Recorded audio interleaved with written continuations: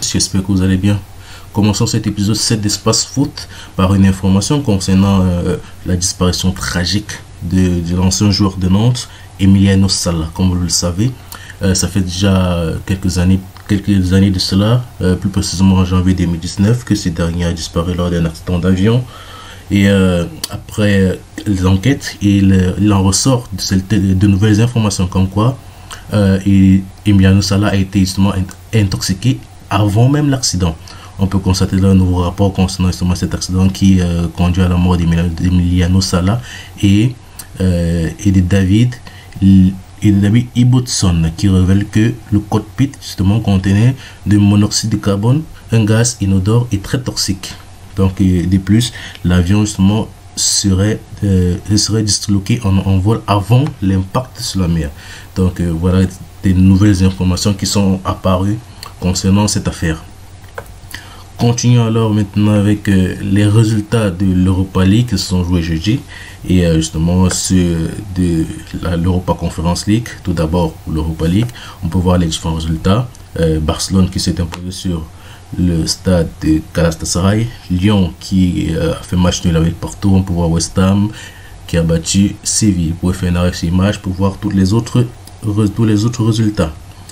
On continue avec les résultats de l'Europa Conference League. On peut voir là Rennes, l'équipe de Rennes qui a battu l'équipe de Leicester, mais est quand même éliminée.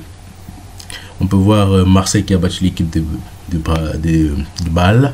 On peut voir également d'autres résultats, peut-être comme la Z qui a battu Bolt. Et pour faire une arrêt sur image pour voir les autres résultats. Continuons tout d'abord avec l'équipe de Barcelone qui allait justement sur la pelouse de Galatasaray. Pour voir là l'équipe de Barcelone, comme je l'ai dit tantôt, ils ont gagné 2-1 avec un but de Pedri, un but de Aubameyang et un but de Marcao. C'est un match qui était un peu, on va dire, à l'image des matchs de rencontre du Barça depuis ces derniers temps.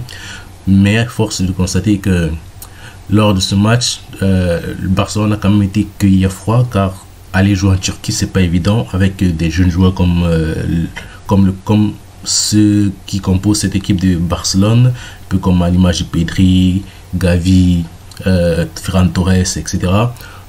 Aller jouer sur la pelouse, on va dire hostile de Galatasaray, c'est assez on va dire compliqué pour n'importe quelle équipe. Les supporters de Galatasaray étaient tellement chauds, à n'importe quelle balle touchée de cette équipe de Barcelone, ils huaient justement cette équipe là, et il fallait avoir des nerfs d'acier, un mental très fort pour pouvoir évoluer et étaler limpidement son match lors de cette rencontre. C'est ce qu'a fait avec brio l'équipe de Barcelone. Lors de ce match, justement Pedri a eu à marquer un but fantastique, magnifique, on pourrait dire un but à la Messi ou bien à la Iniesta. Je vous ai mis une petite image là où vous pouvez voir quoi, petite image arrêtée à l'action juste avant le but. On peut voir là les différents joueurs qui étaient justement en train de faire des petits tacles pour vouloir prendre le ballon à Pedri. C'était un but de sang-froid carrément en pleine surface adverse. Il a fait deux petites feintes avant de mettre ce ballon en ras de poteau du gardien. C'était un but carrément magnifique. Vous pouvez aller voir les différents résumés sur YouTube justement pour ce but là, car il était vraiment splendide pour un joueur de son âge. Petite statistique alors cette fois-ci pour Pierre-Emerick Aubameyang, qui est devenu ce jour-là le 3e meilleur buteur de l'histoire de l'Europa League derrière Radamel Falcao avec 30 buts et Haris Adouris qui a 26 buts. Donc Pierre-Emerick Aubameyang est à égalité avec Mounas Dabour avec 24 buts. Toujours avec Pierre-Emerick Aubameyang, depuis son arrivée à Barcelone, on peut voir ses différentes statistiques. 10 matchs, 7 buts. On peut croire que c'était justement l'attaquant qui lui manquait, parce qu'il fallait justement un 9 dans cette équipe de Barcelone, compte tenu que depuis ces derniers temps, il joue avec des faux 9, des Memphis Depay qui ne sont pas des 9 purs. Martin Braithwaite, c'est pas pour le dénigrer, mais il n'avait pas ce côté tueur là devant les buts. Des Ferran Torres sont des faux neufs. Donc depuis l'arrivée de Pierre-Emerick Aubameyang, tout se passe pour le mieux pour Barcelone. Maintenant, une petite déclaration cette fois-ci de Pedri après son match. On peut voir là, il a dit, juste une simple petite déclaration, il a dit il va revoir justement ce but là, à quoi ça ressemble, parce que c'est vrai, vu que tout le monde en parle, il se doit justement de voir justement, de revoir ce but magnifique là. Autre déclaration, mais cette fois-ci du coach Xavi, on peut voir qu'il dit c'est l'une des meilleures ambiances que j'ai connues de ma carrière, car il y avait vraiment du show, on va dire ça comme ça, dans la pelouse, bien sur le terrain de Galatasaray. Le public était vraiment chaud, était magnifique, même s'il n'était pas autant chaud en faveur de Barcelone. Autre déclaration de Barcelone toujours, dit nous avons joué un match incroyable, maintenant nous nous concentrons sur le Classico. Comme vous le savez, le prochain match de Barcelone, c'est ce dimanche contre le Real Madrid. Et le Classico à 21h. Ça sera un grand match, donc à voir. Continuons cette fois-ci avec un autre match d'Europa League qui opposait un club français, Lyon, à Porto. Ce match est terminé 1 but partout. Un but de Moussa Dembélé au tout début de match, vers la 13e minute, je pense.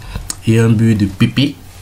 Vers la 27e, 28e minute, je pense également. C'était un match assez serré, comme d'habitude, comme à son habitude. Lyon a assez souffert vers la fin du match parce que justement, le Porto voulait revenir à la marque, pourquoi pas aller en prolongation et peut-être tirer, arriver au tir au but. Malgré ce match nul, Lyon se qualifie quand même sur le score cumulé de 2 buts à 1 quart à l'aller au match à Porto. Ils ont battu cette équipe de Porto 1 but à 0. On peut voir là, pendant ce match, il y a un joueur qui s'est quand même illustré, qui s'est assez bien illustré quand même.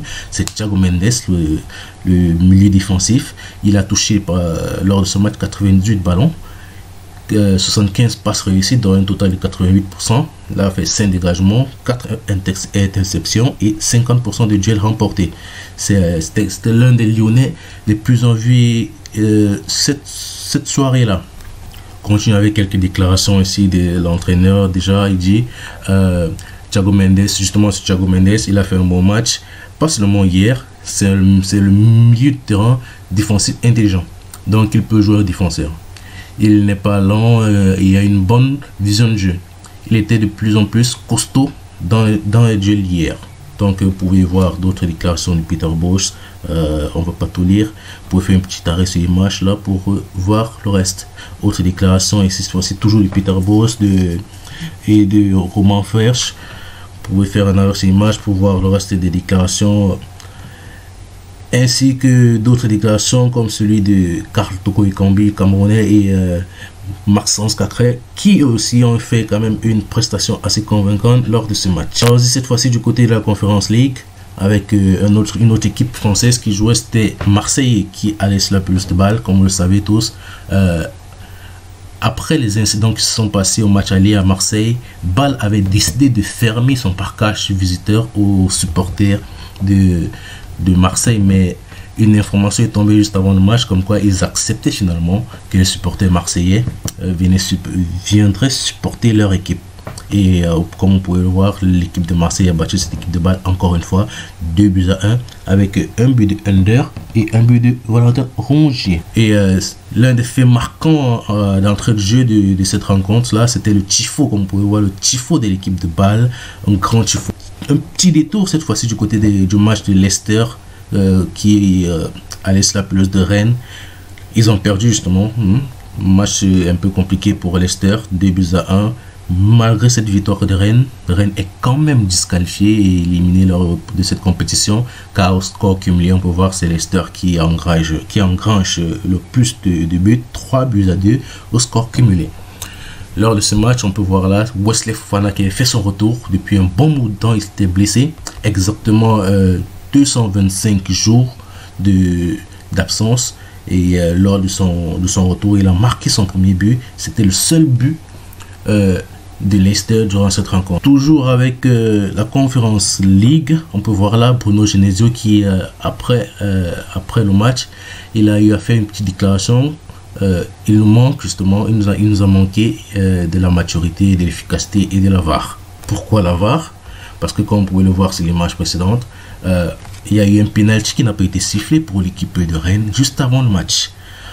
Coup de sort, parce que c'était un peu la même chose au match aller. Il y avait toujours une main de Leicester dans la surface de réparation qui n'avait pas été sifflée pour cette équipe de Rennes là. Dommage qu'il n'y a pas de VAR pour cette compétition. Finissons cette page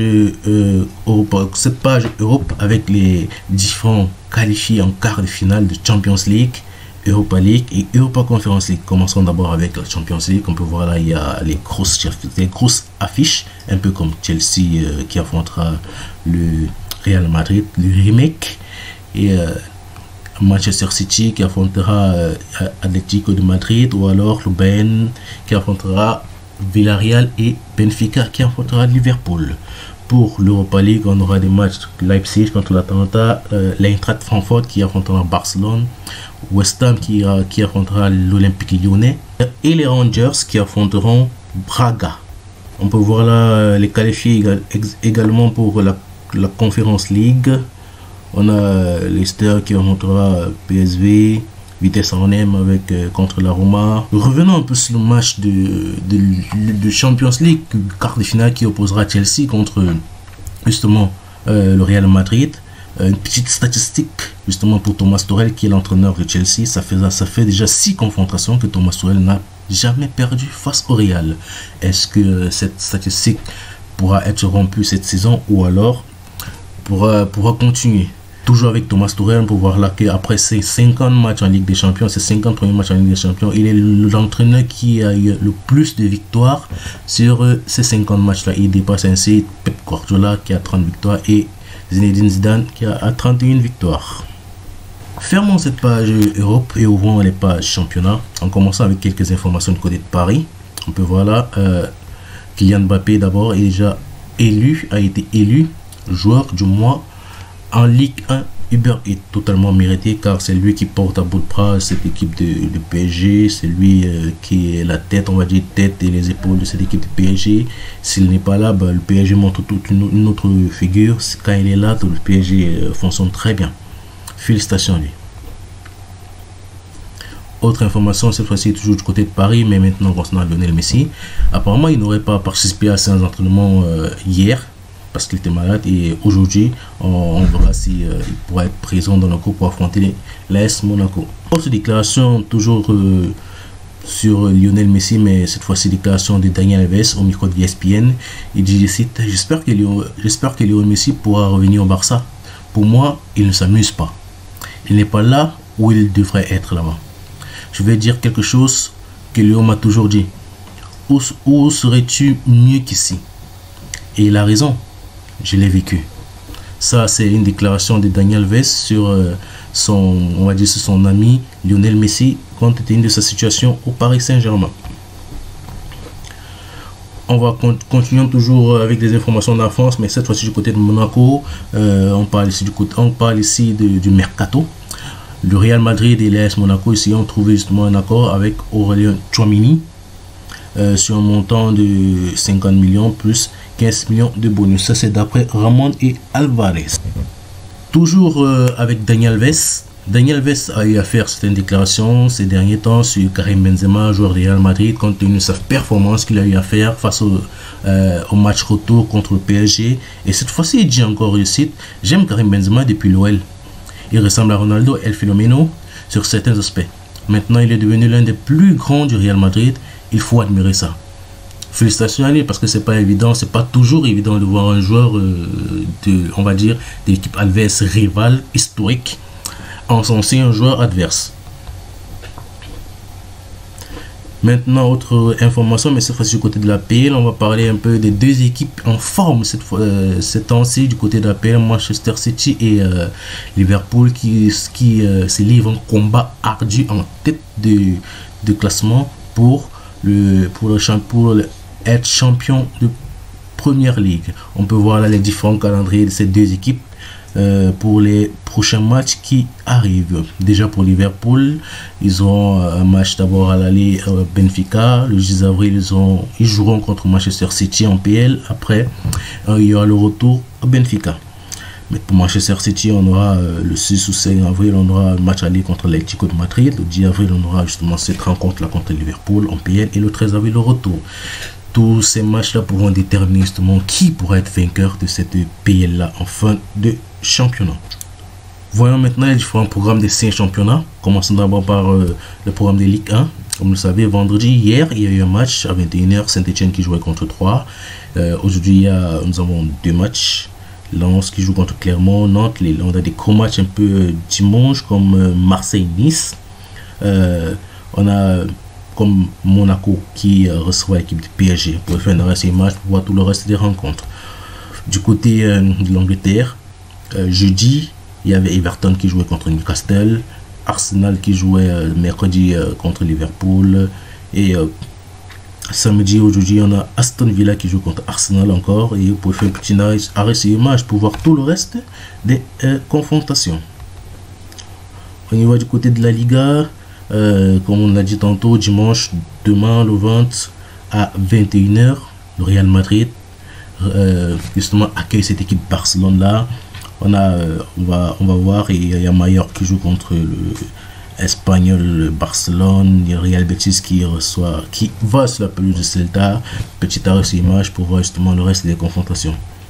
Du côté maintenant de la Serie A, on peut voir là, vendredi il y a eu un match, Sassuolo qui jouait contre Spezia 4-1. On peut voir Naples qui va accueillir Udinese aujourd'hui à 15 h, et à 18 h l'Inter de Milan qui reçoit la Fiorentina. Dimanche à 15 h, la Juventus de Turin jouera contre Salernitana. Du côté d'Allemagne, on aura justement le Francfort qui ira sur la pelouse de Leipzig, Leverkusen qui ira sur la pelouse de Wolfsburg, Dortmund qui ira sur la pelouse de Cologne. Vous pouvez faire ici cet arrêt image là pour voir justement les autres confrontations, un peu comme le Bayern également qui recevra l'Union de Berlin. Revenons un peu sur ce classico qui se jouera demain. Demain, le Real, comme vous le savez bien, le Real accueille cette équipe de Barcelone, et compte tenu du fait que Benzema récemment s'est blessé lors du match Mallorca contre le Real Madrid lundi. Benzema est sorti sous blessure, ainsi que Ferland Mendy et Rodrigo. On a quelques informations sur son état de santé déjà. Le club annonce qu'il est à 40% de chance de jouer le Classico. Il ne ressent pas de douleur et l'évolution est positive, mais il ne s'est pas encore entraîné justement sur le terrain. Donc affaire à suivre, et on verra bien si il pourra tenir sa place lors de ce match contre Barcelone. Encore une information du côté de Madrid, lors de ce Classico, l'équipe du Real Madrid arborera un maillot assez spécial, un maillot noir, pour fêter les 120 ans du club. Rendez-vous alors dimanche à 21 h en direct sur beIN Sport 1 pour suivre cette confrontation. Finissons cette vidéo avec quelques petites informations justement sur la rencontre qui s'est passée entre Everton et Newcastle jeudi. D'abord avec Frank Lampard, une déclaration assez insolite. Apparemment il se serait cassé la main en célébrant la victoire justement face à cette équipe de Newcastle. Assez hilarante quand même cette déclaration là. J'espère qu'il pourra vite s'en remettre et que c'est rien de grave. Autre fait marquant qui s'est passé dans ce match, il y a un supporter, un manifestant autant pour moi, qui est entré lors du match et a interrompu ce match là, car il s'est carrément attaché, comme vous pouvez le voir là, sur le poteau du match, et il a fallu un peu de temps pour que les autorités puissent le défaire sur ce poteau là, car comme vous voyez, il s'est attaché au niveau du cou. C'était assez compliqué pour le défaire. Nous sommes arrivés au terme de notre vidéo. N'hésitez pas à vous abonner, à liker et à partager si ça vous a plu. Et prenez soin de vous, de votre famille, car la santé d'abord. Ciao, ciao.